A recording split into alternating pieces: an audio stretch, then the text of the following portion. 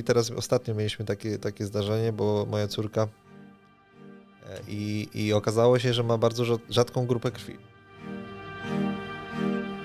Już nie mówię nawet, że zamykamy sobie drogę do tej transfuzji, ale do jakiegokolwiek innego rozwiązania tutaj, żeby uratować życie takiemu dziecku, tak?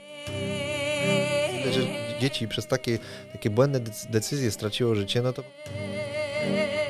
jeżeli bliscy ci mówią, no tak, teraz ci się powodzi, no bo szatan ci na to pozwala.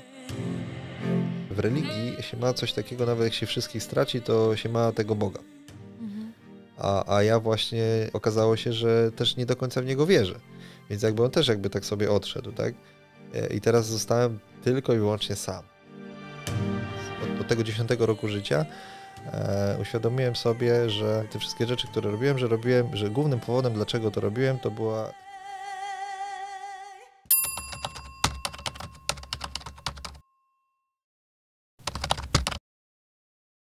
Cześć Robert. Witam. Bardzo się cieszymy, że odwiedziłeś nas w naszym studio, bo jak napisałeś w ogóle maila ze swoją historią, tak krótko opisałeś, to takie sprawiałeś wrażenie bardzo sympatycznego mężczyzny, takiego szczerego i jakoś tak, jak przeczytałam tego maila i Edwin też, to jakąś taką sympatię do ciebie poczuliśmy. Także tym bardziej się cieszymy, że się udało spotkać i przyjechałeś i jesteś tu u nas. A w wiadomości do nas i tych swoich notatkach na początku podkreśliłeś, że przyjeżdżasz nie po to, żeby atakować byłych świadków, ja tu sobie zajrzę, tylko po to, żeby komuś pomóc, a może nawet uratować życie. Powiedz proszę, co dokładnie kryje się za twoimi słowami, no i jaka jest twoja historia w organizacji Świadków Jehowy. Okej. Postaram się to streścić, bo nie ukrywam, że nie lubię się rozwodzić, a mam do tego tendencję. Historia moja jest taka, że zaczęliśmy w sumie jako rodzina. Ja miałem około 10 lat, jak rodzice się przyłączyli do świadków. W wieku 17 lat przyjąłem chrzest. To był dosyć taki intensywny okres. Dużo się działo w moim życiu. Zaraz po chrzcie, przez rok czasu byłem pionierem. Pomocniczym czy stałym? No właśnie takim, który wyrabiał wtedy chyba tą mniejszą ilość godzin. Czyli tym pomocniczym, tak. Co się stało? No dużo rzeczy właśnie się działo takich negatywnych w rodzinie, w naszym życiu. Że tak powiem, zacząłem być trochę mniej aktywnym świadkiem, tak. Później poznałem właśnie moją żonę, z którą jestem obecnie. No to było, miałem wtedy 22 lata. Wyjechaliśmy do Anglii. Tam około 10 lat byliśmy, no dużo, że tak powiem, nam się głowy rozszerzyły. Też próbowaliśmy nawiązywać kontakty ze świadkami, próbowaliśmy też chodzić na zebrania, no i to tak jakby stopniowo malało. W końcu był taki okres w moim życiu, gdzie zacząłem psychologię studiować, ale oczywiście nie na uczelni, tylko we własnym zakresie, z pomocą oczywiście doktorów. I się okazało, że to mi dużo lepiej pomaga niż Biblia i cała pomoc od ludzi, tak? Okazało się, że to pomaga. Zaczęliśmy, może nawet wcześniej, wykluczyliśmy na przykład kary fizyczne dla dzieci, gdzie nie było tego dużo z racji tego, że sam byłem, doświadczałem takich rzeczy, więc nie było tego dużo, to były jakieś tam klapsy, ale mówię, mimo tego jednak tutaj studiując tą psychologię, dowiedziałem się, że to nie tędy droga, tak? Że dziecko nie uczy się praktycznie, niczego dobrego się nie uczy przez takie coś, mimo tego, że gdzieś tam w polskim nawet społeczeństwie jest duża taka świadomość, że od klapsa to dziecku nic nie będzie. No jednak mówię, tutaj się okazało zupełnie inaczej, a że jestem praktykiem, no to sam gdzieś tam to praktykowałem, no i się okazuje, że faktycznie mało tego, nawet jakikolwiek krzyk na dziecko, czy podnoszenie głosu jest po prostu oznaką słabości rodziców, a nie metodą wychowawczą. No i co? I żeby tak nie przedłużać może tej historii, po 1,5 roku, jak wróciliśmy do Polski, odłączyłem się od świadków z myślą taką, że chcę być uczciwy. Czyli praktycznie przez cały czas, od tego 10 roku życia, uświadomiłem sobie, że te wszystkie rzeczy, które robiłem, że głównym powodem, dlaczego to robiłem, to była chęć akceptacji przez rodziców. I nawet to dałem jako powód odłączenia się główny. że ochrzciłem się też w wieku 17 lat, nie będąc pełnoletnim, ale to było, mówię, głównym powodem była chęć akceptacji rodziców, no bo wtedy rodzice mogą być ze mnie dumni, tak, że się ochrzciłem. Także tak by to mniej więcej wyglądało, ta historia świadków. Można powiedzieć, że trochę to tak naszkicowaliśmy, taki wstępny szkic, o czym będziemy rozmawiać dzisiaj. Aha, okej. No bo ja jednak trochę się muszę zagłębić w te szczegóły. Jasne. Ale chciałam cię zapytać, co cię skłoniło, bo jesteś dość świeżo po wyjściu, chyba 2 lata, tak? No tak mniej więcej by było. Co cię skłoniło do tego? Jaka jest jakby twoja, nie wiem, misja, twój cel, żeby to powiedzieć teraz na głos? Czy robisz to na przykład dla siebie, czy bardziej dla innych? Trochę tak i trochę tak. Dla siebie ze względu na to, że rodzina moja może na tym skorzystać, najbliższa, bo wiem, że jeżeli coś jest chociaż delikatnie nagłośnione, nie chciałbym, ja ogólnie nie lubię rozgłosu, ale jeżeli coś nawet delikatnie jest nagłośnione, wtedy odzywają się osoby, które mogą pomóc. Wiem, że aktualnie moja rodzina potrzebuje pomocy, wiem, że jakoś to ogarniam, no ale wiadomo, no jednak to jest, jak jest nagłośnione tak delikatnie, wiadomo, bez zrobienia wielkiego szumu medialnego, co też mi zależy na tym, żeby tego nie było, to mówię, fajnie można to ogarnąć z ludźmi, naprawdę z profesjonalistami.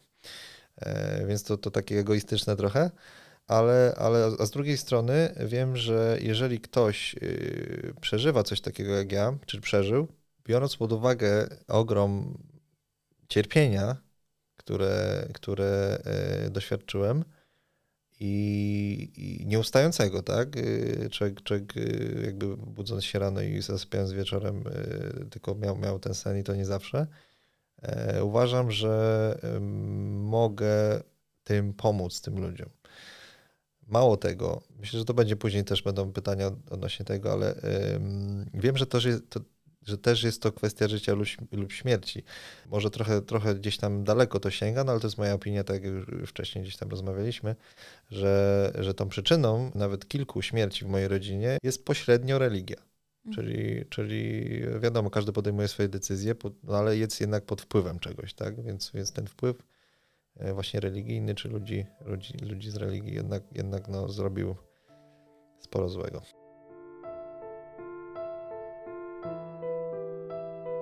Chciała trochę cofnąć się do twojego tego dzieciństwa, ponieważ jak zapewne wiesz, no ja się już urodziłam w takiej rodzinie Świadków Jehowy, znam tę perspektywę bycia tylko w rodzinie Świadków Jehowy.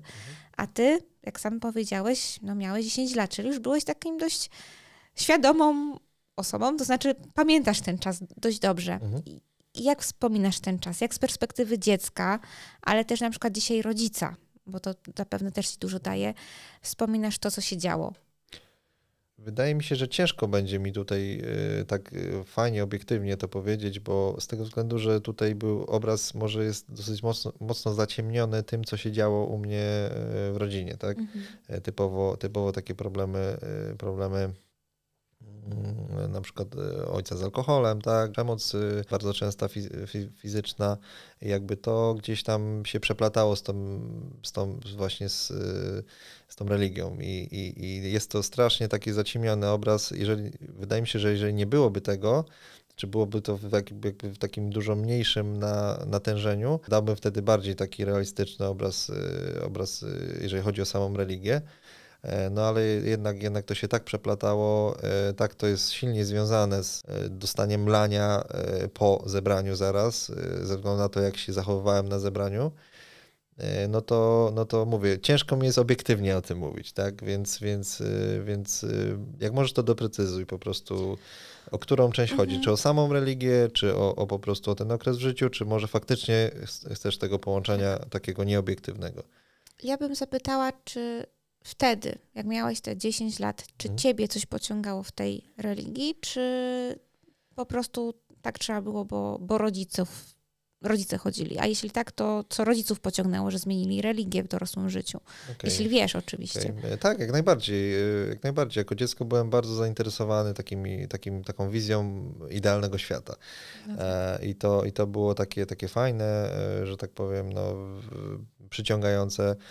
Zresztą ci ludzie wkoło, którzy mnie otaczali, jakby no, dawali taki dowód na to, że to już nawet teraz jest możliwe, no bo wiadomo, wszyscy się na zebraniu uśmiechają, są mili, podchodzą, zagadują, tworzą się przyjaźnie. No i jest to fajne, tak? Nawet ze względu na to, że ja nie jestem taki otwarty do ludzi, to dawało mi takie możliwości fajne tworzenia przyjaźni, więc nawet w tym młodym wieku, więc to było fajne. Fajnie też były ze względu na moją szczegółowość opisywane pewne jakby elementy świata, takie techniczne, tak? Czyli na przykład jak świat jest zbudowany, tak?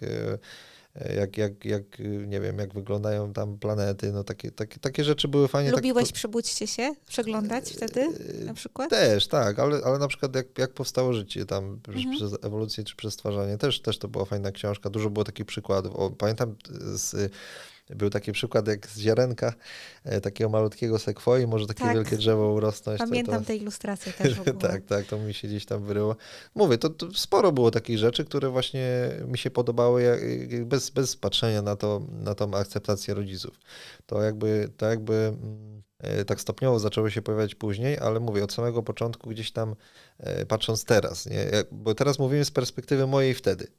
Ja teraz mówię z całej perspektywy, dlatego wiem, że wtedy nawet będąc dzieckiem, to jednak była potrzeba akceptacji tak czy inaczej główną przyczyną. To znaczy, wiesz, ja rozumiem, bo przecież dziecko potrzebuje tego bezpieczeństwa, więc jeśli tam dostaje jakąś namiastkę nawet, to będzie w to szło.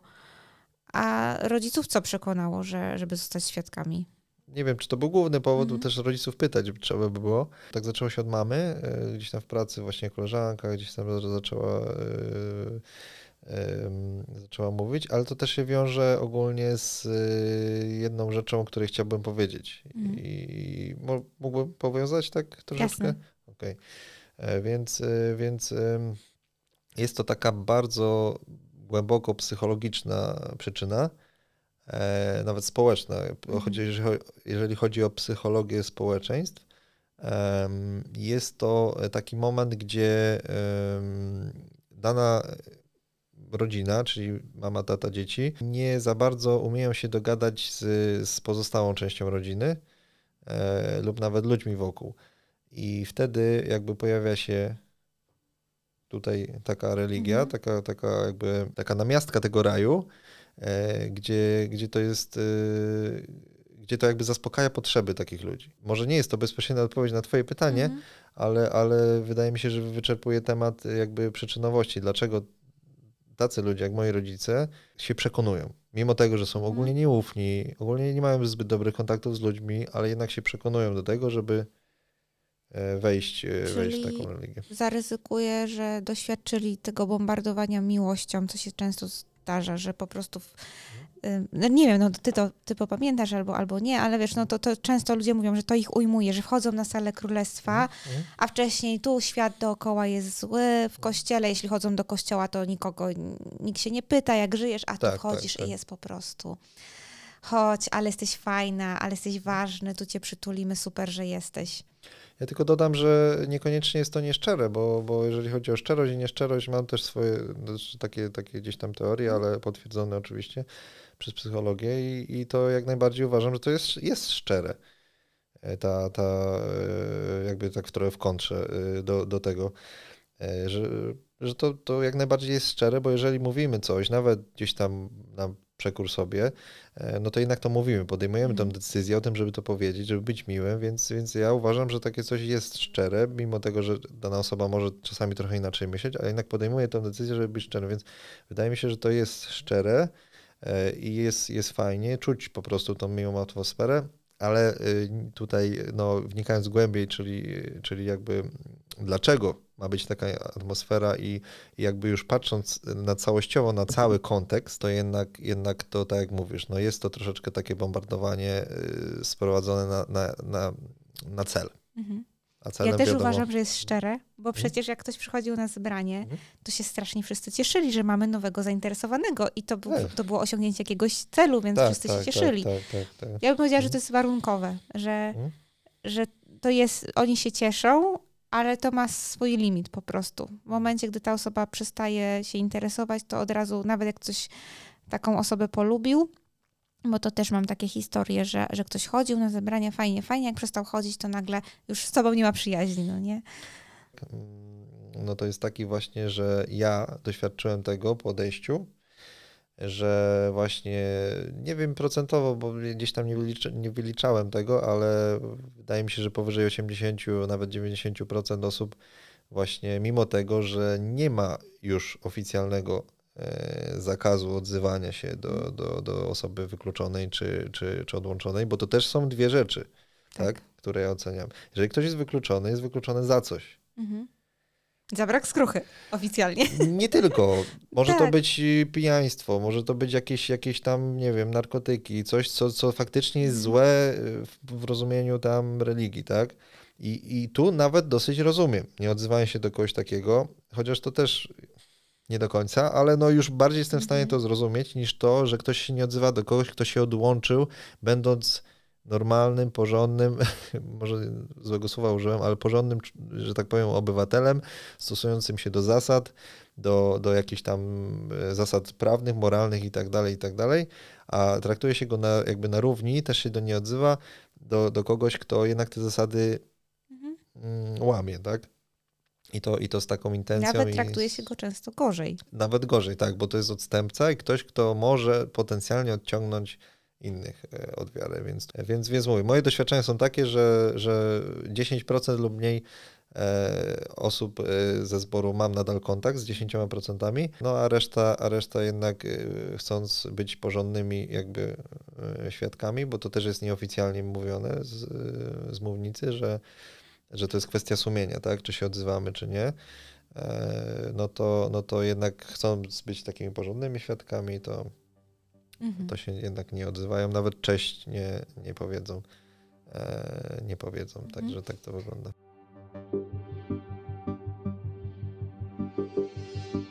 To mnie zawsze zastanawia, bo pomijając jakby te kwestie tego, tak jak wspomniałeś, ktoś jest wykluczony na przykład za jakieś złe rzeczy, tak? Chociaż tutaj też bym jakby polemizowała, bo uważam, że jak ktoś jest jakby, nie wiem, w potrzebie, tak jak w jakimś kryzysie, to być może właśnie tym bardziej potrzebuje pomocy, ale to już też jest kwestia jakby, no wiadomo, że jak, nie wiem, mąż zdradził żonę, to raczej ona nie będzie chciała z nim utrzymywać kontaktu, jakby rozumiem to, jasne. Nie? Ja bym jeszcze chciała zapytać o to dzieciństwo, ale trochę z innej perspektywy, bo jako doświadczyłeś życia jako nieświadek w tym dzieciństwie, no i nagle jest taki moment, że jesteś świadkiem i prawdopodobnie musisz przestać chodzić na religię, nagle się okazuje, że nie, to te przysłowiowe urodziny, to, że nie wiem, nie weźmiesz udziału w jakichś Mikołajkach. Jak teraz to wspominasz? Twoje życie takie w szkole na przykład, albo na podwórku. No nie ukrywam, że pewne rzeczy nawet byłem w stanie fajnie zaakceptować tego typu, z racji tego, że no raczej zawsze byłem takim człowiekiem bardziej zamkniętym, może nie do końca zamkniętym, bo dużo gadałem często, ale gdzieś nie umiałem się nigdy wpasować właśnie w żadną społeczność, w jakieś gdzieś zadzierżnąć taką typową, już taką mocną, fajną przyjaźń na dłuższy okres. I takie jakby, nie wiem, szczerze powiedziawszy, nie dotarłem do tego, co mogłoby być przyczyną, czy jakby moja osobowość, czy właśnie te zasady tutaj religijne. I tutaj jest jeszcze coś, co muszę poznać dosyć lepiej, jakby te mechanizmy i być może właśnie gdzieś przy współpracy z jakimś dobrym psychologiem. Właśnie, czy to moja osobowość spowodowała, że ja bardziej chciałem tych właśnie zasad, które tak odsuwały mnie od ludzi, czy to bardziej te zasady spowodowały, że ja się odsuwałem od ludzi. Więc to jest takie, no, przyczyna, skutek, jeszcze nie wiem, tak? Więc nie jestem w stanie powiedzieć. Wiem, i tutaj wracając do faktów, bo to były gdzieś tam moje przypuszczenia, to, że te zasady no, powodowały faktycznie to, że nie byłem częścią ani klasy, tak, ani gdzieś tam jakichś grup, które miały właśnie to w podstawie jakby takie obchodzenie takich świąt, czy obchodzenie, co też chodziło o rodzinę, tak? No często rodziny, wiadomo, zwłaszcza w Polsce, spotykają się tylko i wyłącznie z takich okazji. No a nie uczestnicząc w takich okazjach, no to człowiek nie miał w ogóle opcji poznać nawet tutaj kuzynów, czy jakiejś tam dalszej rodziny, więc no to taki realny wpływ jednak miało, tak? Dobrze, że o tym mówisz, bo ja ostatnio na live wspomniałam, wiesz, świadkowie oczywiście mówią, że nie rozbijają rodzin, mając na myśli wykluczanie. Ale ja mam taką hipotezę, że często te rodziny są już rozbijane wcześniej. Właśnie ja na przykład, czy mój mąż, kontakty z kuzynostwem, z rodziną, która nie była jakaś, wiesz, tam daleka, piąta woda po kisielu, ale na przykład mieszkaliśmy w tym samym mieście, przez to, że oni nie byli świadkami, te kontakty zawsze były traktowane jako takie... Tak. One są... To jest gorsza rodzina po prostu trochę, tak, no nie? Zgadzam się jak najbardziej, tak. No to tak było, no niestety. Ja pamiętam, jeżeli chodzi o fakty znowu, pamiętam takie sytuacje, gdzie, i to nawet słowa mi się przypominają takie pojedyncze, że gdzieś byliśmy na spotkaniu takim właśnie, czy z rodzinnym, czy takim gdzieś znajomi, którzy nie są świadkami i to było coś takiego, że i mówię, tutaj już jest moja jakby luźna interpretacja, bo nie wiem, czy ja dobrze pamiętam, tak? Ale chodziło głównie o to, że jak się przyłączacie, to okej, to fajnie, to jesteśmy znajomymi. Jak się nie przyłączacie, no to był ostatni raz, kiedy się jakby z nimi widzieliśmy, więc no, no niestety, no tak to wyglądało z mojej perspektywy.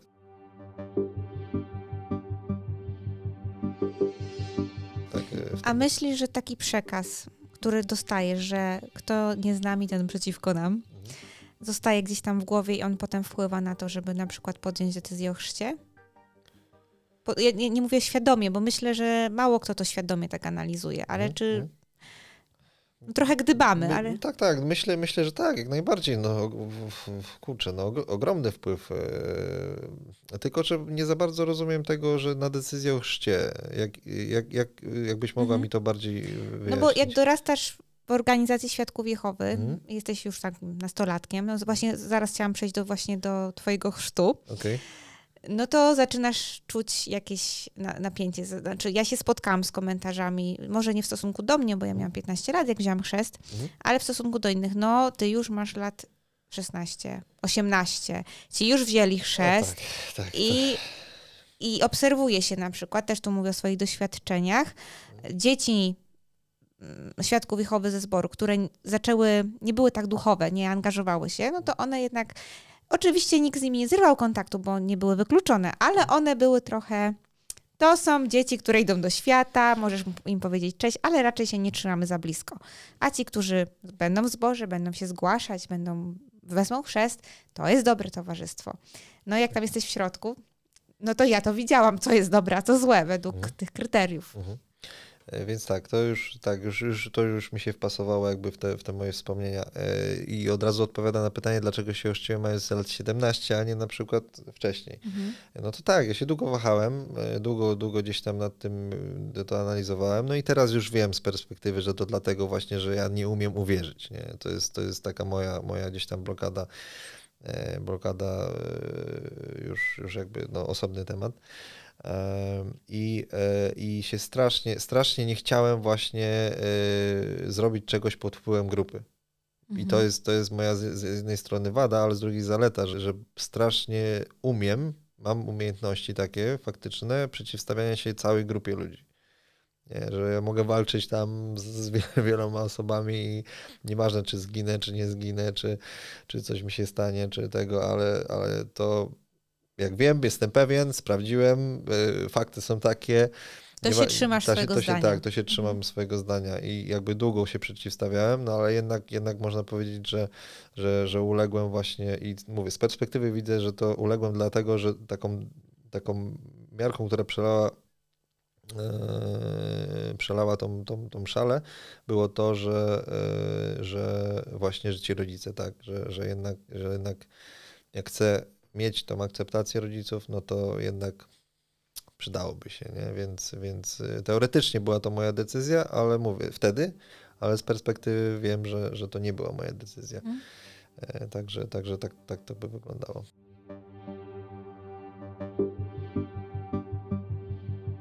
A co masz na myśli, mówiąc, że nie mogłeś uwierzyć? Nie wiem, no to dokładnie to, że ja po prostu ciężko mi przychodzi wiara, jeżeli ktoś mi coś mówi i ktoś mi dokładnie tego nie wytłumaczy, skąd to się bierze po kolei, tak? Nie jestem w stanie uwierzyć po prostu, że jakby ktoś przychodzi i mówi do mnie na przykład, że słuchaj, istnieje takie coś jak, nie wiem, grawitacja, tak?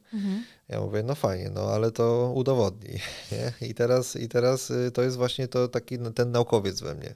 Wydaje mi się, nie? Naukowcy też muszą mieć troszkę wiary, no ale jest to jednak troszeczkę w porównaniu do nienaukowców, tak? Ludzie, którzy nie są naukowcami, ich strasznie męczy jakby wchodzenie w szczegóły, a ja sobie pływam w szczegółach, tak? To jest moje, jakby mój basen z ciepłą wodą, gdzie ja się tam bawię, tak?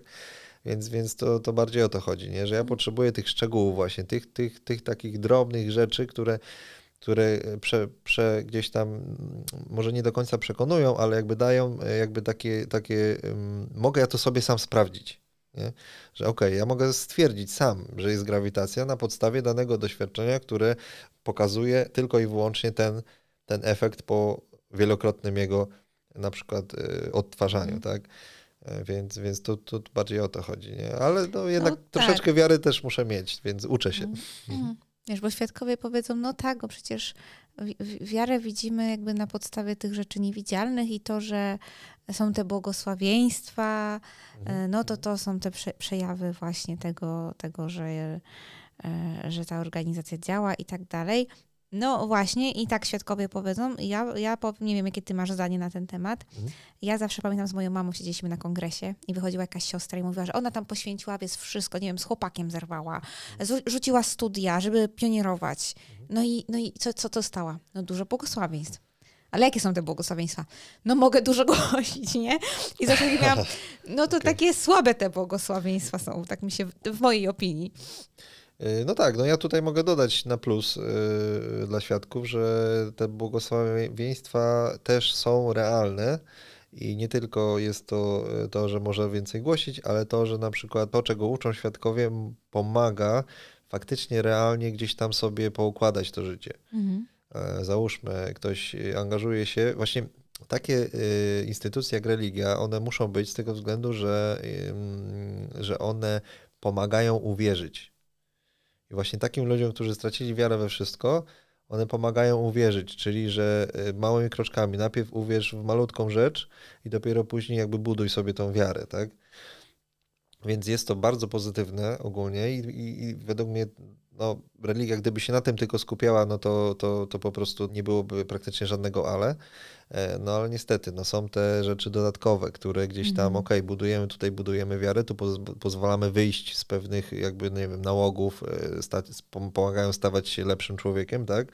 Religie i to jest no super, po prostu dla mnie to jest bajka, ale właśnie mnie, no niestety, ale denerwują te dodatkowe rzeczy, które później trzeba w zamian jakby robić, nie? I to jest ten ból, nie? Także jak najbardziej, religia spoko. Kiedyś miałem trochę inne zdanie, ale gdzieś wydaje mi się, że tutaj to się unormowało, że też pod wpływem lektur, tak? Że psychologicznych na przykład, że tak, no religia tak to realnego powoduje. Ta wiara jest kluczowa. Kluczowym, nawet jeżeli chcemy jakiś nawyk zmienić, to wiara jest jednym z kluczowych i najważniejszych czynników, które powodują zmianę jakąkolwiek w człowieku, tak? Więc tak, religia uczy wiary. Jakby. Tak, ja nie jestem wierząca i wiele osób nie potrafi tego zrozumieć, bo jednocześnie nie jestem wojującą ateistką i uważam, że wielu osobom religia będzie potrzebna całe życie. Jasne. Bo to im coś daje, coś takiego, że pozwala im funkcjonować, sens życia, czasem im pozwala, bo to na przykład często o nałogach u świadków się mówi, że ktoś pokonał nałogi. Są też w innych grupach religijnych też ludzie pokonują nałogi, no ale to jest to właśnie ta kwestia tej wiary, czegoś, co sprawia, że się lepiej czują, więc jak najbardziej. I dlatego mnie obie strony często nie rozumieją, bo ateiści, no jak to mówisz, że ludzie mogą wierzyć, a wierzący, no ta zła ateistka, ale ja mówię, ale wierzcie sobie. Ja akurat się śmieję, że nie mam tego genu wiary, który podobno jest, znaczy to jest naukowcy się zastanawiają, część uważa, że jest, część, że nie. Więc tutaj to jakbyś był ciekawy, to w ogóle polecam sobie poszukać temat, bo to strasznie fascynujące jest, jak naukowcy do tego podchodzą. że podobno jest gen wiary i dlatego niektórym osobom po prostu one są bardziej religijne, a ci, którym tego brak, to oni są właśnie tacy, wiesz, trochę jak ty, że muszę mieć tutaj dowody. Jasne. No, ale to i potem już wchodzimy w kwestie filozoficzne, czy w takim razie, jeśli istnieje Bóg, to dlaczego jednym dał ten gen wiary, a innym nie, ale to już jest dyskusja na inny temat. Tak, jasne. Jak do nas napisałeś maila, to jednym z takich twoich celów, w ogóle to co biło od ciebie, tak, to, że chciałbyś pokazać jakieś takie dobre strony, że to nie są źli ludzie i jakbyś mógł trochę o tym temacie powiedzieć, o tych pozytywach, z czym się tam spotkałeś, co cię ujęło, co uważasz, że było dobre? Jasne, to jest bardzo ważna właśnie kwestia. Myślę, że sporo też powiedzieliśmy, ale tak żeby się na tym skupić, no to mówię, to po pierwsze kręgosłup moralny. Według mnie super jest ustawiany kręgosłup moralny i jest on robiony jakby bardzo precyzyjnie, czyli tak jakby wydaje mi się, że sporo lepiej niż robi większość innych religii. Tak? Oczywiście jest to moja opinia, która też może się zmienić, bo nie analizowałem tego. To jest tak luźno po prostu sobie mówię, tak? A staram się unikać mówienia luźnego, bo później to ludzie różnie interpretują. Ale wracając, kręgosłup moralny według mnie bardzo dobra robota. O ile się przestrzega.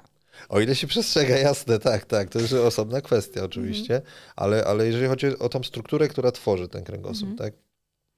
Więc to jest to. Ludzie. Czyli sporo osób, które są świadkami, są bardzo szczerymi, bardzo współczującymi, bardzo pomocnymi.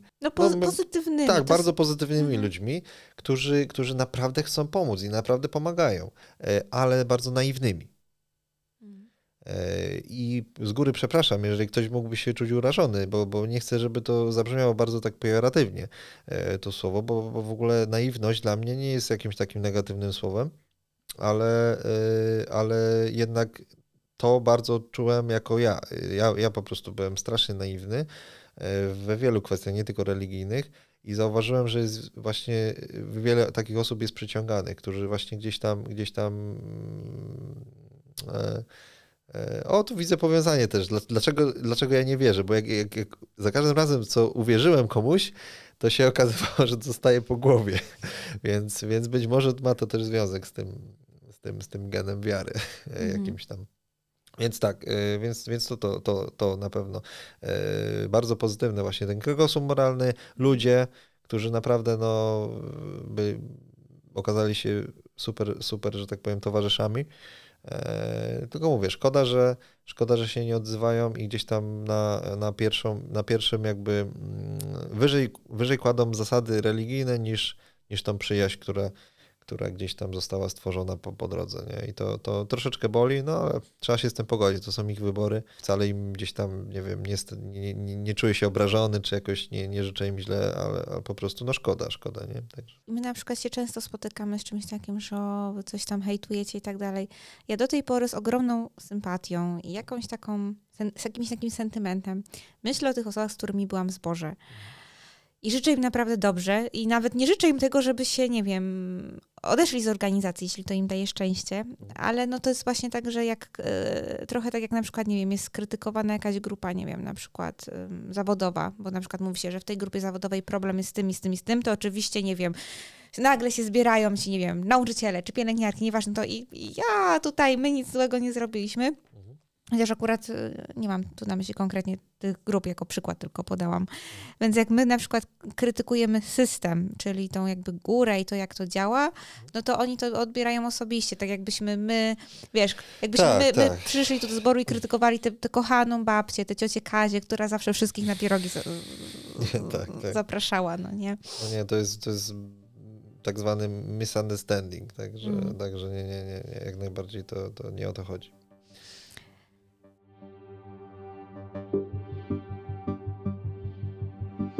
Słuchaj, w swoich notatkach napisałeś, że największym absurdem doktrynalnym był zakaz transfuzji. I że całe życie nosiłeś kartę nie chcę krwi i nawet nie znałeś własnej grupy. Opowiedz trochę o tym, jak to było. Dlaczego uważasz, że to największy absurd? Z racji tego, czego się dowiedziałem później, a w konfrontacji do tego, co było mi przedstawiane tam. Z mojej perspektywy mówię, to też luźno mówię, bo dokładnie tego nie pamiętam, ale wszystko było tak przedstawiane, że te negatywy transfuzji krwi były właśnie wyciągnięte na maksymalne poziomy, a pozytywy maksymalnie obniżone. Tak? Być może były jakieś tam kłamstwa, nie wiem czy intencjonalne czy nie, ale mówię, było to... Przejaskrawione. Tak, bardzo strasznie przejaskrawione. Na podstawie danych, które są teraz, i które z racji tego, że jestem niewierny, sam gdzieś tam sprawdziłem, no to jednak w konsultacjach z wieloma, naprawdę wieloma lekarzami i też nie światowej sławy, no to jest po prostu czarno na białym, że tak powiem. Nie? I ryzyko tego, że w wyniku transfuzji się umrze, jest tego, co kojarzę, nie wiem czy to są uśrednione statystyki, czy to jest faktyczne, bo mówię, interpretacja danych jest też często kuleje, więc z tego, co ja dotarłem do takich statystyk, to jest 0,02%. Więc to jest jakby statystycznie rzecz biorąc, jeżeli ktoś jest statystykiem, to wie, że takie ryzyko śmierci to jest praktycznie bliskie zeru.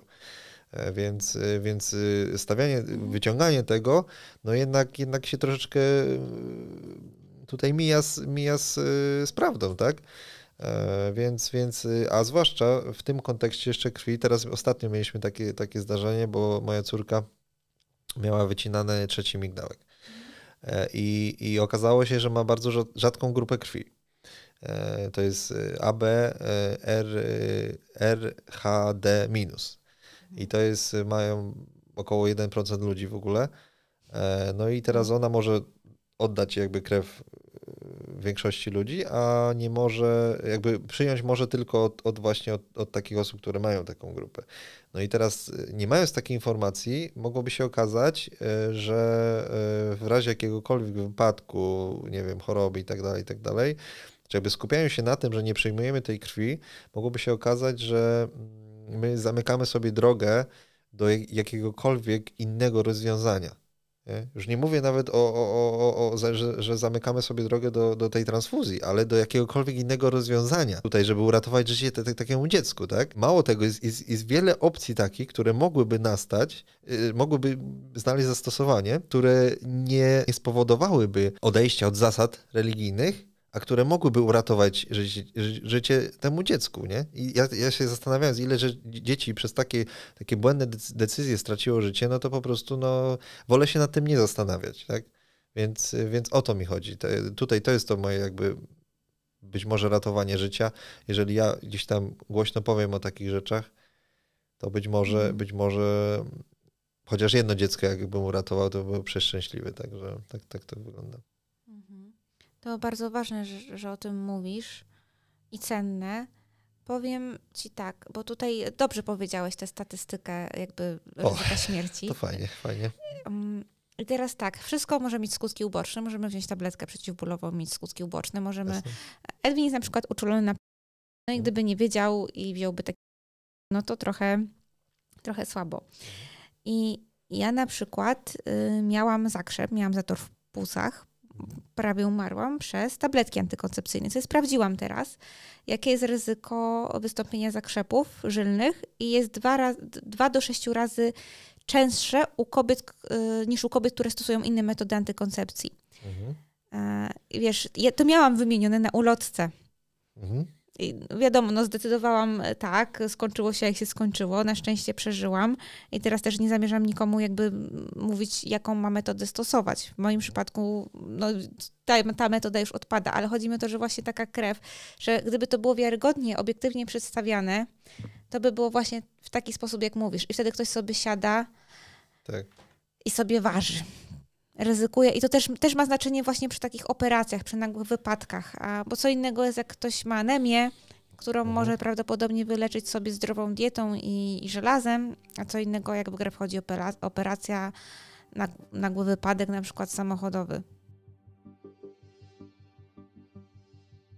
Czy mógłbyś powiedzieć trochę, bo dzisiaj już jesteś 2 lata poza, co spowodowało, tak trochę to bo wspomniałeś na początku, ale tak troszkę szerzej wyjaśnić, dlaczego nie jesteś w zborze? trochę wspomniałaś o tej krwi, że ta doktryna ci nie pasuje. Czy coś jeszcze wpłynęło na to, że odszedłeś? Ja myślę, że fajnie można to spiąć ogólnie taką klamrą, podsumować w takim bardzo krótkim, jakby skompresowanym stwierdzeniu, że po prostu uświadomiłem sobie, że cenię bardziej rodzinę niż religię. Ale no jak to wyglądało? Przecież świadkowie mówią, że są tacy rodzinni. No I tak. są bajki dla Piotrusi Zosia, są przecież. No tak, jak najbardziej. To się zgadzam w 100%. Są rodzinni i też rodzina jest jedną z najwyższych jakby wartości. Ale jak się temu przyjrzymy, no to zawsze wartością nadrzędną jest Bóg. Czyli jeżeli Bóg coś powie przez swoich posłańców, to mimo tego, że będzie to oznaczało, nie wiem, szkodę dla rodziny, to i tak trzeba się słuchać Boga przez jego pośredników. Więc tutaj mi to strasznie nie leży, że tak powiem. Z racji tego, że jestem realistą, tak? No, wyobraźmy sobie, że no, pod znakiem zapytania dla mnie jest to, co będzie kiedyś. Nie to, że ja nie wierzę, tak? Bo to też właśnie rozmawialiśmy o tym, ale też nie powiedziałem, że ja jestem taki, że nie wykluczam. I tyle, tak? Ale póki nie mam dowodów bezpośrednich, no to nie mogę się na tym opierać, tak? Nie mogę jakby działać w jakikolwiek sposób w tym kierunku, skoro nie mam takich bezpośrednich dowodów, a tutaj mam. No to wolę się bardziej skupiać na tym, ale mówię, nie wykluczam, bo na pewno coś musi być. No bo no jednak no z niczego się coś nie bierze, więc musi coś być. Nie jest to jasno powiedziane, że rodzina nie jest najważniejsza. Nie? Jeżeli to by było na przykład jasno, transparentnie powiedziane komuś, kto chce zostać świadkiem, wydaje mi się, że byłby przesiew dużo, dużo większy.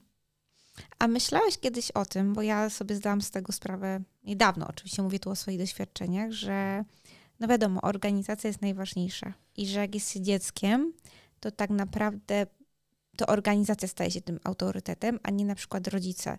Jesteś takim, nie wiem, 10-latkiem, 8-latkiem i ja mówię tu o swoich doświadczeniach. Ja na przykład miałam tak, że jako dziecko, że analizowałam, czy rodzice żyją po świadkowsku dobrze i to wiem, że w pewnym momencie ja się bardzo zradykalizowałam. Ja ich jakby trochę odrzuciłam. Tam nie to, że były jakieś konflikty czy coś, po prostu dla mnie już w głowie najważniejsza jest organizacja, nie rodzice.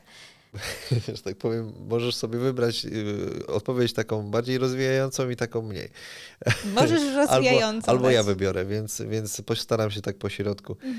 Może, no ogólnie dzieciaki, jeżeli wejść w psychologię dzieci, no to mają bardzo dużo takiego czegoś, że jakby mogły, to by ustawiły rodziców, tak? No i co się okazało?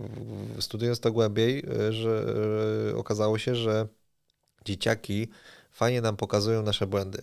Fajnie przynajmniej staramy się stosować u siebie w rodzinie, że jakby jak dzieciaki nam na coś zwrócą uwagę, czy powiedzą o czymś, co my robimy jakby nie tak, ich zdaniem, no to jest to taki właśnie moment, gdzie trzeba się na chwilę zatrzymać i skonfrontować to z doświadczeniem i z różnymi tam zasadami innymi tego, czego dzieci jakby nie znają jeszcze, ale jednak okazuje się to w bardzo wielu przypadkach trafne.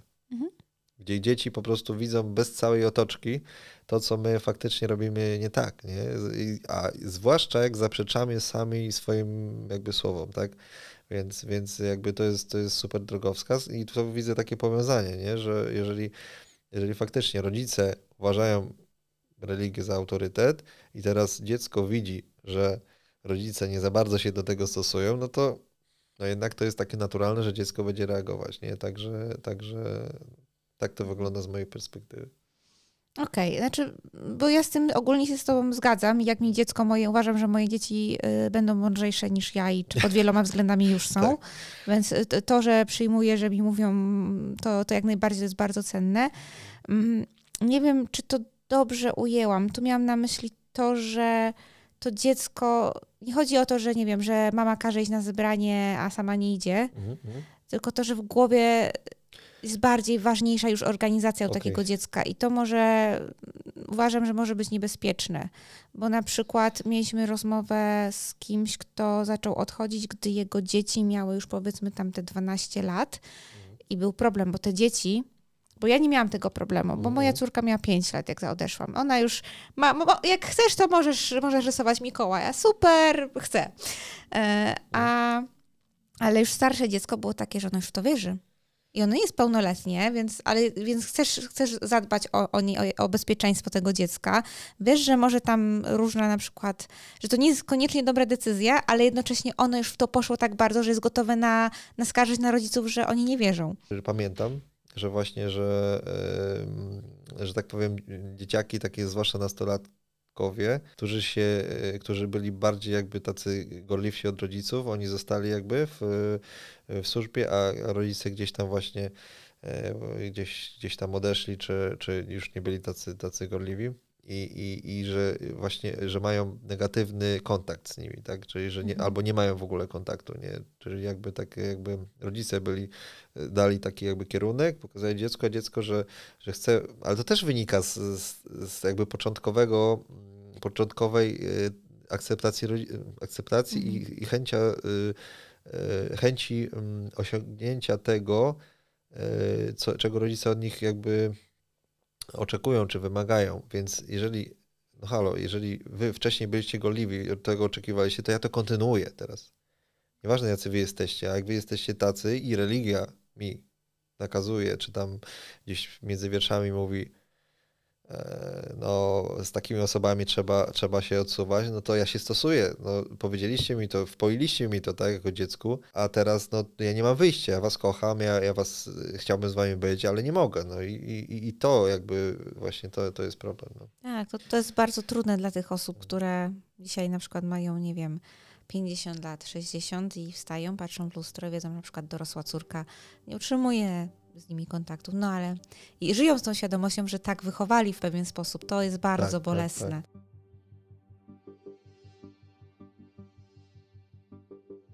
Często nasi widzowie pytają, jak się odchodzi? Czy trzeba napisać jakiś list, czy coś?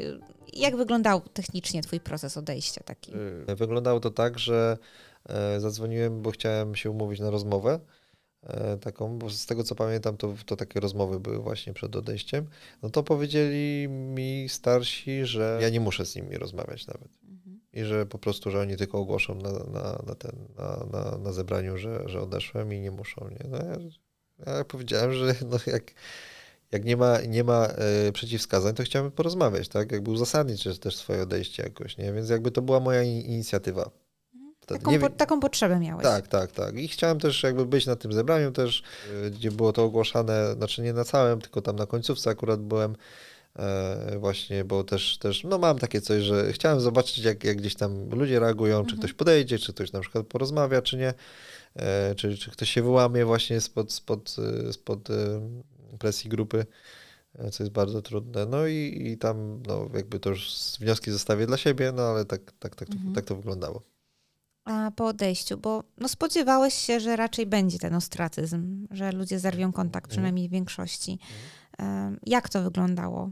Mówię, to takie 90% osób no nie było w stanie, jeszcze inaczej, przy gdzieś tam mijaniu na ulicy jednak odwraca tą głowę, tak? Mówię, statystycznie mogę się mylić, bo nie prowadzę tych statystyk, ale to tak w mojej głowie wygląda, może tak, nie? Że jednak te 10 osób fajnie tak powie, okej, no siemanko, cześć, co tam słychać i gdzieś tam się odezwie, chociaż też nie ma jakiejś wielkiej kontynuacji. I też wiele osób na pogrzebie mojej siostry na przykład mi powiedziało, że jak będę czegoś potrzebował, to żebym tam się odzywał i że jak coś to są jakby w razie czego. No szczerze powiedziawszy, żadna z tych osób po moim telefonie sama się do mnie nie odezwała. Także też szkoda, bo jakby też potrzebowałem tego wsparcia. Nie było takiej z drugiej strony takiego kontaktu. Nawet kilkukrotnie do niektórych osób próbowałem gdzieś tam się dodzwonić, ale po prostu już dałem spokój. No, też nie mogę gdzieś komuś się narzucać, tak? Więc no szkoda, i też jakby, jeżeli to będą na przykład oglądać, to chciałbym powiedzieć, że no fajnie by było, jakby czasami oni też się odezwali. No właśnie. Jak radzisz sobie z tymi emocjami? Bo no, z jednej strony rozumiesz, dlaczego tak robią i tak, mówisz o nich bardzo pozytywnie, więc masz w stosunku do wszystkich widać dużo ciepła i takiego zrozumienia. Staram się. Ale z drugiej strony na pewno masz w sobie jakieś uczucia, jednak cię to jakoś boli, tak przypuszczam przynajmniej. No, Tak, na chwilę obecną mnie nie boli z tego względu, że ostatnio przeszedłem troszeczkę taką przemianę duchową, można powiedzieć.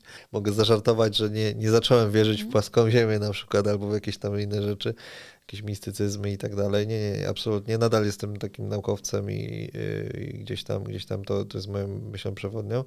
Ale taką przemianę tego typu, że zdałem sobie sprawę, że żeby zadbać właśnie o tą rodzinę, co jest najważniejszą dla mnie jakby rzeczą, najważniejszą rzeczą, którą muszę zrobić, to jest zadbać o siebie. Czyli jakby skierować jakby to dbanie jednak na siebie z racji tego, że jeżeli najpierw zadbam o siebie, to wtedy będę mógł się tym dzielić z rodziną w sposób taki wiadomo, nienachalny, tak? Nie jakiś taki, że ja w razie czego jestem, i jak chcecie, to możemy coś fajnego stworzyć, albo się po prostu spotkać raz, nie wiem, raz na rok, tak? I pogadać o głupotach, co bardzo nie lubię tego gdzieś tam, ale uczę się też, tak? I jakby to jakby dało mi taką wiarę w to, że jeżeli ja najpierw zacznę od siebie, czyli najpierw siebie gdzieś tam spróbuję przynajmniej zmienić, jakby swoimi jakby czynami, czy efektami tego, co robię, pokazywać, że idzie to w dobrym kierunku, to wtedy dopiero ta przemiana jakby rodziny najbliższej, czy nawet dalszej może faktycznie coś zmienić, tak? Do tej pory też miałem taką teorię, ale jednak praktyka nie wyszła. Więc teraz wydaje mi się, że praktyka w końcu zaczęła wychodzić, bo to też jest proces, tak? To też nie dzieje się na pstryknięcie palca i takie przemiany też już miewałem, że coś mi się stało na pstryknięcie palca i już jestem najlepszy we wszystkim, a praktyka jednak pokazała co innego. To wydaje mi się, że tym razem faktycznie doszedłem do tego momentu, chociaż mówię, no też nie mówię na 100%, bo różnie może być, nie potrafię przewidzieć przyszłości, ale wiem, że teraz mam odwagę i troszkę tej wiary, że mogę tworzyć tą przyszłość, tak? Właśnie w ten sposób taki, że tak powiem, z jajem. Super. Także tak to wygląda.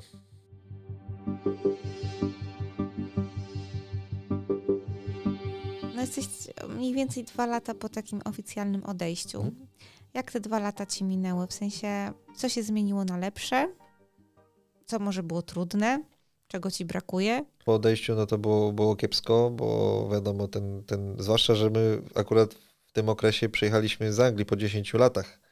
Także ze znajomymi było naprawdę ciężko i się zaczęły właśnie te problemy właśnie z tą przemocą, właśnie z tą moją siostrzenicą i mówię, kilka osób w bardzo krótkim okresie bliskich mi umarło też, więc jakby to wszystko, jakby jak spojrzeć na samo odejście, to może nie byłoby tak źle, ale jak się to nawarstwiło z wieloma innymi rzeczami, gdzie właśnie też budowa domu od zera, też taki off-gridowy jakby mamy domek w środku lasu, gdzie moim celem było to, żeby zrobić off-grid taki, żeby on działał dokładnie tak, jak na przykład mielibyśmy podłączenie do sieci, tak? I udało mi się to zrobić, ogromnym też, wiadomo, że tak powiem, kosztem i wysiłku czasu i tak dalej. Zwłaszcza, że ja mam takie coś, że lubię robić sam. Ale wracając, także jakby to rozdzielić, może by nie było tak źle, ale jakby wziąć właśnie te wszystkie poboczne okoliczności, no to jednak było no bardzo, bardzo dużo. Jak jeszcze, mimo tego, że jakby mało mieliśmy tych znajomych, to jeszcze jakby dodatkowo straciliśmy kolejnych, mimo tego, że my nadal chcieliśmy z nimi utrzymywać kontakt. Więc jakby to był ogromny minus. No i co? I tutaj ważną rzecz, bo też mam w planach założenie takiej fundacji, która będzie się jakby pomagać realnie takim osobom, które odeszły albo zamierzają odejść. I z racji tego, że miałem naprawdę bardzo ciężki okres w życiu, w religii się ma coś takiego, nawet jak się wszystkich straci, to się ma tego Boga. A ja właśnie okazało się, że też nie do końca w Niego wierzę. Więc jakby on też jakby tak sobie odszedł, tak? I teraz zostałem tylko i wyłącznie sam, nie? No może nie tylko i wyłącznie, no żona mnie tam mężnie wspierała, przynajmniej na tyle, ile mogła, więc, ale to jakby pewne rzeczy są poza jakby jej jakby staraniami, więc jakby zostałem taki sam, jakby w swoim umyśle, bez tego Boga i to był taki moment chyba jeden z najgorszych, i najdłuższych, gdzie ilość czasu i energii i w ogóle przemyśleń, które wpłynęły na to, że ja sobie poradziłem żyć bez tej obecności tego Boga, no to wydaje mi się, że można by było to dużo fajniej i szybciej jakby załatwić, gdybym wiedział to, co teraz wiem.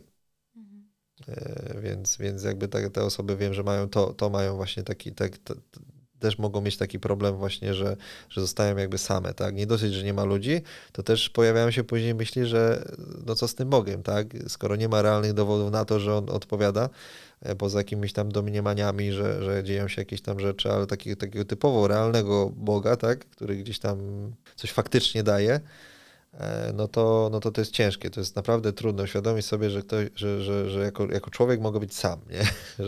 Że każda decyzja, którą podejmę, jest na moją odpowiedzialność, nie? Że nie mogę nic zrzucić na Boga. No? Więc to było straszne, żeby się jedna ze straszniejszych rzeczy, które musiałem jakby przebrnąć przez nie.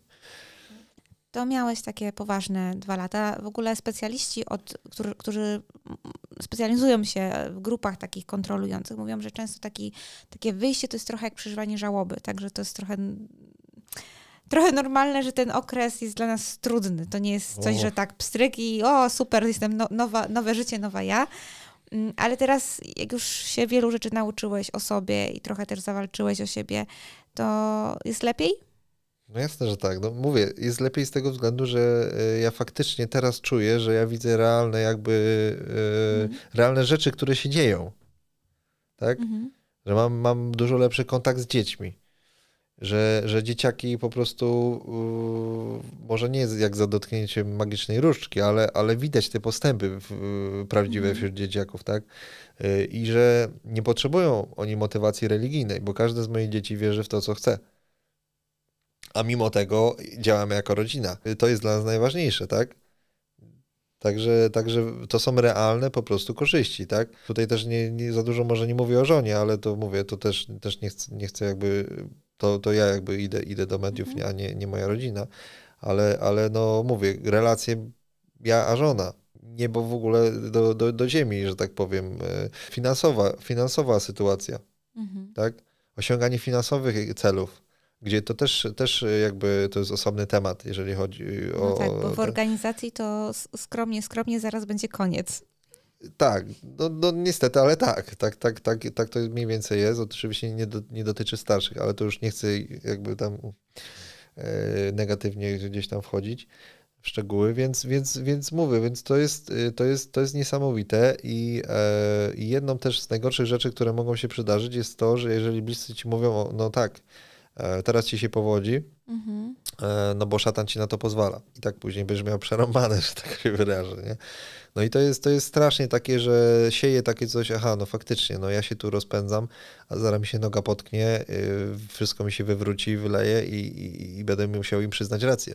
Nie? Wiesz, co ci powiem? Jak my odeszliśmy, to u nas w naszym mieście świadkowie, z którymi, wiesz, my się spotykaliśmy na kawę i tak dalej, to mówi, no, mają tę firmę, te drukarnie, bo szatan im błogosławi, tak? Po czym podjęliśmy decyzję w tym roku biznesową po prostu, że już nie chcemy tego robić. I wtedy się okazało, że tak im szatan tak nie błogosławił. Wtedy to wiesz. Więc tak naprawdę to już jest kwestia takich plotek i tego, że ludzie zawsze będą gadać i nie wiem, cokolwiek ci się w życiu wydarzy, zawsze będzie ktoś, on będzie wiedział lepiej, co się wydarzyło i będzie mówił, także tu się nie ma tym za bardzo chyba co przejmować. To już mówię z perspektywy 8 lat poza i z perspektywy osoby, która usłyszała o sobie chyba wszystko naprawdę, więc... No właśnie, to też podziwiam właśnie, że są tacy ludzie, którzy działają właśnie w tym celu, żeby to jakby też nie negatywnie, bo moja żona by to zaraz wyczuła, jakbyście zbyt negatywnie mówili, ale właśnie po to, żeby pomóc też innym, żeby siebie też troszeczkę oczyścić, no bo to wiadomo, każdy jest egoistą w jakimś tam stopniu. Tak. I chcę pokazać siebie trochę jakby takiego, że to jest moja perspektywa, ja mogę się mylić, ale jednak to... Dlatego w sumie fajnie się zgadaliśmy, bo ty mówisz, że tak lubisz sprawdzać, że się interesujesz nauką, bo wiesz, mnie oczywiście na przykład boli, jak usłyszę, że ktoś mówi, że ja odeszłam od świadków, bo zdradzałam męża, co jest nieprawdą. I potem wiesz, mój mąż jest nadal, jesteśmy 15 lat ze sobą, więc kto nas zna i widzi razem, to raczej wątpi, żeby tam były jakieś problemy, ale więc z jednej strony mnie to boli, ale z drugiej strony przez to, że znam mechanizm dysonansu poznawczego, to ja wiem, że ta osoba w zborze, ona musi sobie coś wymyślić.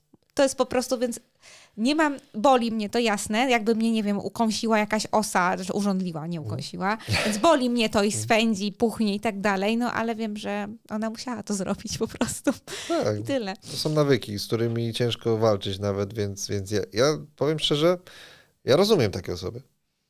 No muszą to, bo... Ja rozumiem takie osoby. To jest po prostu nawyk, który siedzi tak głęboko, z pokolenia na pokolenie, żeby się w ogóle jakoś zacząć nawet nad nim pracować, to jest ogrom wysiłku. Musisz sobie spojrzeć w oczy w lustro i zmierzyć się ze sobą, a to boli. To też przeszedłeś sporą drogę, więc wiesz, jakie to jest po prostu, jakie tam demony nieraz wychodzą, że tak powiem poetycznie z człowieka. Mówię, aniołkiem nie jestem na pewno, także robiłem wiele rzeczy nie tak jak trzeba i przyznaję się do wszystkiego, co faktycznie miało miejsce. No ale żeby mnie oskarżać o to, że pobiłem policjantów, no to no sorry bardzo, ale ja żądam dowodów jednak, nie? Żeby jednak były te dowody, że jednak to zrobiłem. Nie było żadnych dowodów, nie było żadnej obdukcji nawet, żadnej, tak mówię, sorry, że tak wplątuję może tą historię, ale ona też jest bardzo dla mnie jakby ważna, fajnie właśnie też się wiąże z tą sprawą, nie? I mówię, jeżeli mogę gdzieś zdziałać coś dobrego w tym kierunku, a mam plany dosyć ambitne, jeżeli chodzi nie tylko o wymiar sprawiedliwości, ale też energetykę, w ogóle bezpieczeństwo energetyczne kraju i tak dalej. Właśnie jeżeli chodzi o ten mój projekt. To też nie chcę tego, żeby to wyszło jako reklama, ale... Możesz to się śmiało się reklamować.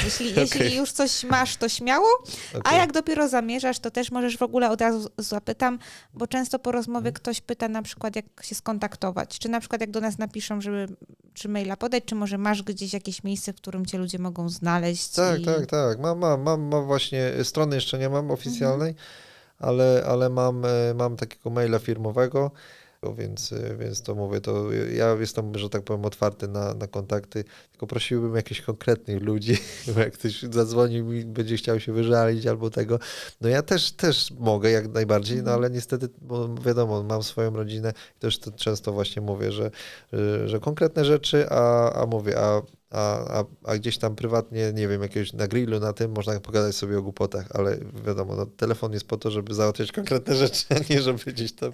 Ja cię totalnie rozumiem. Tak.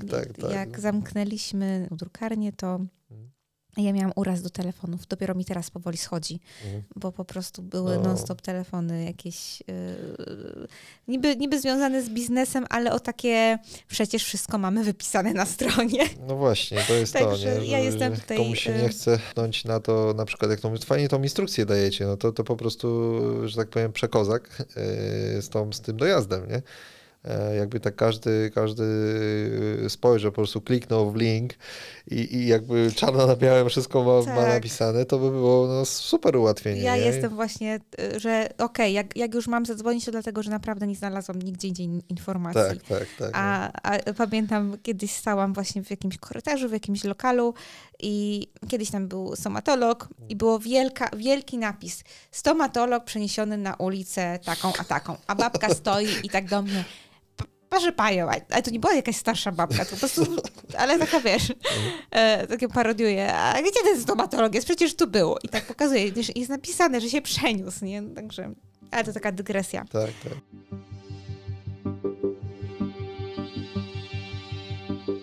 Słuchaj, Robert, tak na koniec, jakbyś się miał zastanowić, co byś powiedział osobie, którą ty na przykład byłeś 2 lata temu, która staje przed takim trochę wyzwaniem, zmianą życia poważną i czy jest coś na przykład, co ty byś chciał wtedy usłyszeć, albo coś, co ci bardzo pomogło?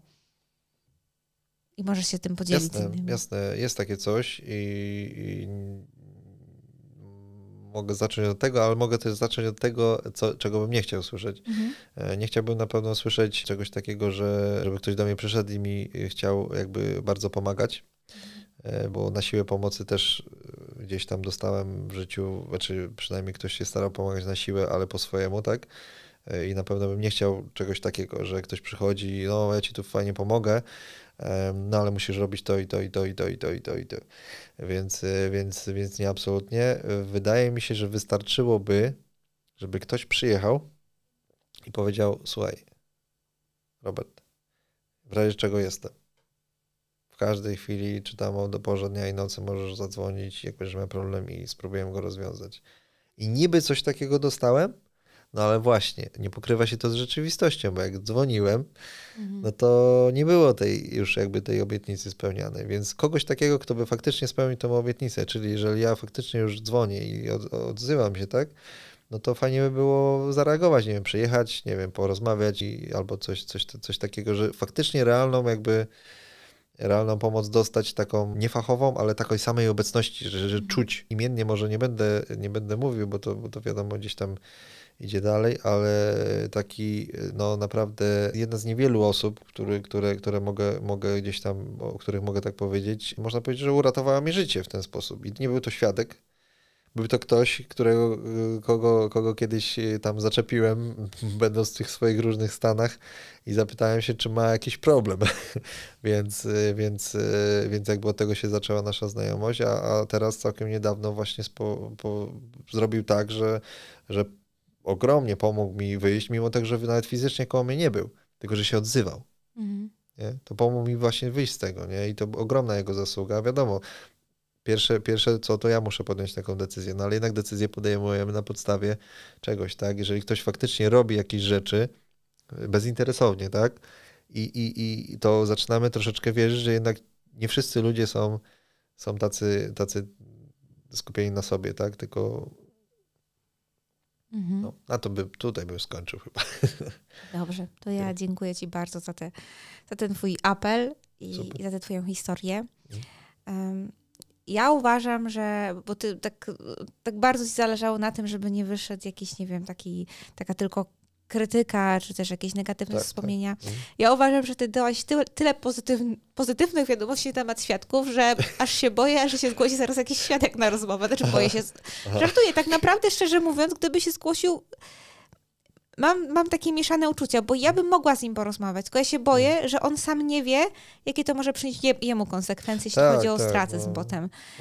Dlatego mam takie mieszane uczucia, ale myślę, że ty cel, z którym tu przyszedłeś, to spełniłeś. Super, to mam nadzieję, że tak będzie. Także super. Jestem pewna, że będą osoby, dla których ta twoja historia, twój przekaz, to jest coś, czego im właśnie brakowało.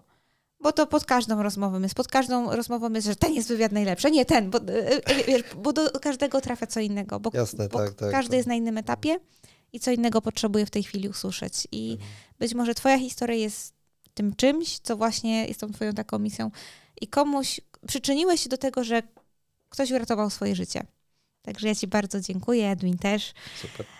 I na koniec jeszcze tutaj apel do widzów. Jeśli podobała Ci się rozmowa, to koniecznie zasubskrybuj i łapka w górę, żeby Ci nie uciekały inne rozmowy. A jeśli Ty też chcesz opowiedzieć swoją historię jak Robert, to wypełniasz formularz na stronie światusy.pl. Powiedział, że jest dobrze zrobiony i że przychodzi potem instrukcja, jak dojechać. Także świetna instrukcja. Dacie radę.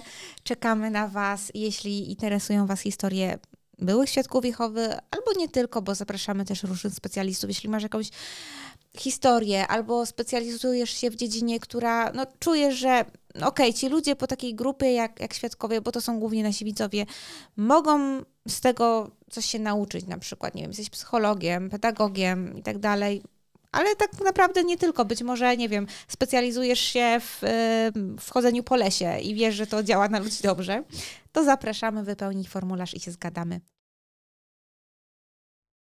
To może być nasz krewny, ktoś, z kim studiowaliśmy Biblię, lub dawny przyjaciel. Jak dobrze, że o tych zmianach dowiadujemy się właśnie teraz, gdy przygotowujemy się do najważniejszego zebrania w roku, pamiątki, które odbędzie się w niedzielę 24 marca. A co, jeśli wykluczony przychodzi na zebranie zborowe? Do tej pory trzymaliśmy się zasady, że nie witamy się z osobami usuniętymi ze zboru. Jednak ciało kierownicze postanowiło, że zgodnie ze swoim wyszkolonym na Biblii sumieniem głosiciele mogą zdecydować, czy krótko przywitają na zebraniu zborowym osobę wykluczoną. Witaj. Dobrze cię widzieć. Dziękuję. Nie będziemy wdawać się w dłuższe rozmowy z takimi osobami, ale nie chcemy też ich całkowicie ignorować. Po przeanalizowaniu kontekstu tych wersetów, ciało kierownicze doszło do wniosku, że apostoł Jan miał na myśli jawnych odstępców i tych, którzy aktywnie propagują złe postępowanie.